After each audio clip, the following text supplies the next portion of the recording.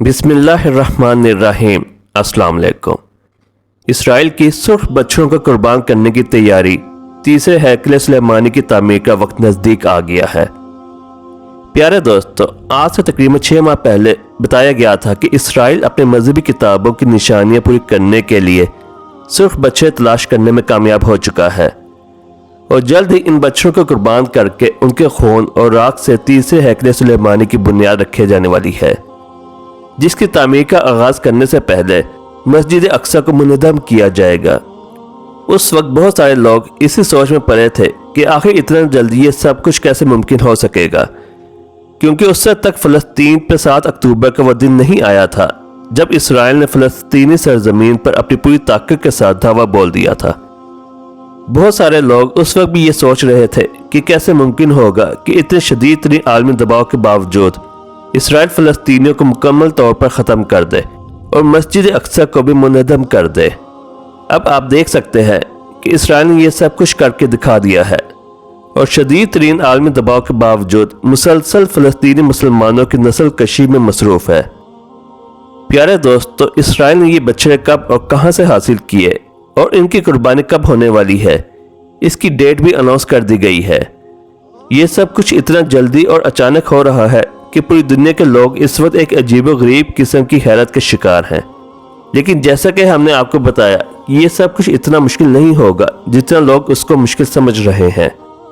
आज की वीडियो में हम आपको बताएंगे कि आखिर इन बच्चों को ज़बह करने से हैकल सुलेमानी की तामीर किस तरह मुकम्मल होगी और इस सिलसिले में इसराइली यहूदियों का क्या अकीदा है। प्यारे दोस्तों, हमने आज से 6 माह पहले आपको बता दिया था कि इसराइल ने अपनी मजहबी किताबों यानी तौरात और ज़बूर के मुताबिक सुर्ख बच्चों की तलाश में कई मिलियन डॉलर फूंक डाले थे, लेकिन अब तक उन्हें ऐसा कोई सुर्ख बच्चा नहीं मिला था जिस पर किसी भी किस्म का कोई दूसरा निशान ना हो और उनके जिस्म पर मुकम्मल तौर पर सुर्ख रंग के बाल हों। लेकिन आज से 6 माह पहले टेक्सास यानी अमेरिका की एक रियासत के एक फार्म में इसराइल को ऐसे 5 सुर्ख बच्चे मिल गए थे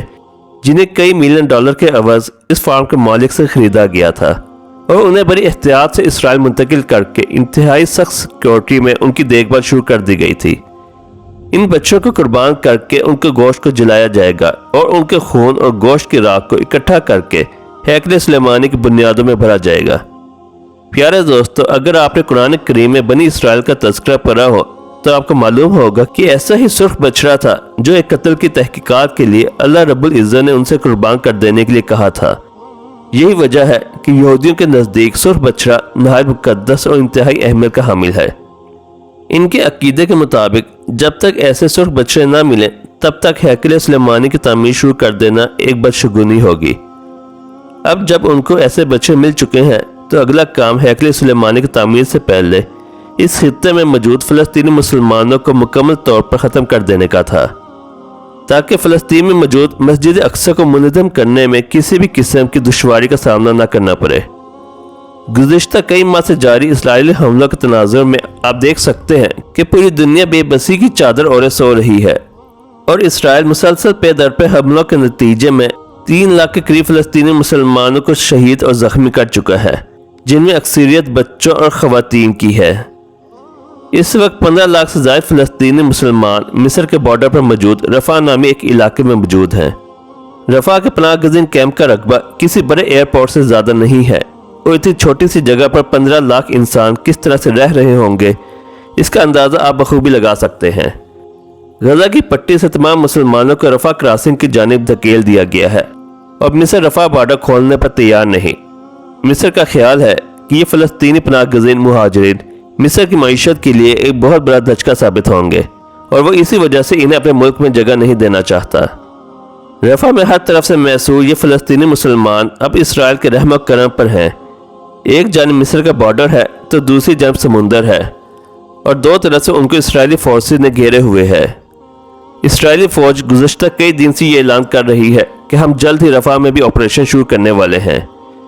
चूँकि ये ऑपरेशन सरासर गैर इंसानी होगा और इसके नतीजे में महज फ़लस्तीनी मुसलमानों की नस्ल कशी होगी, इसलिए अमेरिका भी इस खुलेआम दहशत गर्दी की इजाज़त देने में हिचकिचा रहा है।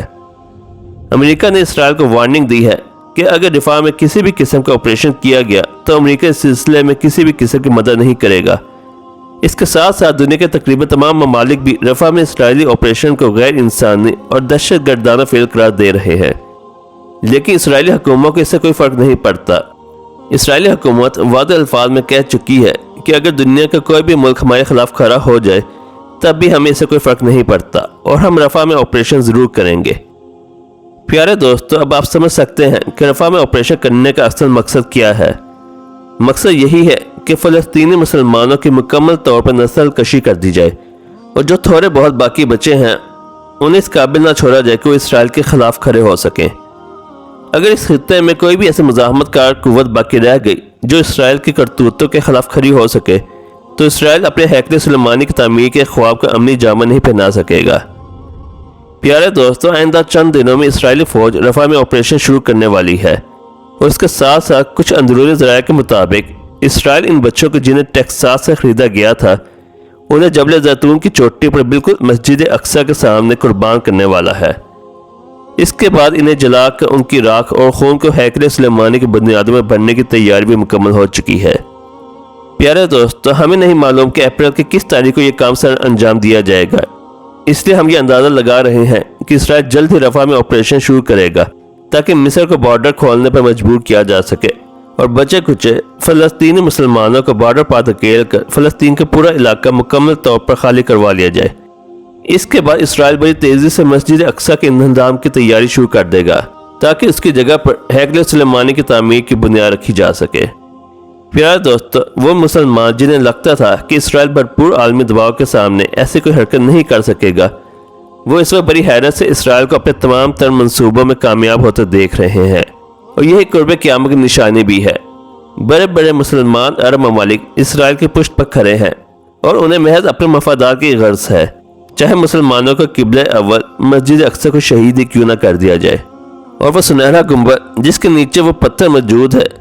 جس پر حضرت آدم علیہ السلام کو جنت سے زمین پر اتارا گیا تھا اور جس پر حضرت ابراہیم علیہ السلام نے حضرت اسماعیل علیہ السلام کو ذبح کرنے کی کوشش کی تھی، اس پتھر کو بھی یہودی مقدس مانتے ہیں۔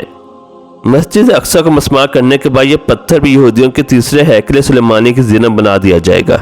اللہ تبارک و تعالیٰ سے دعا ہے کہ وہ ہمیشہ ہمیں حق کی جانب نگران رکھے اور حق کا ساتھ دینے کی توفیق عطا فرمائے، آمین۔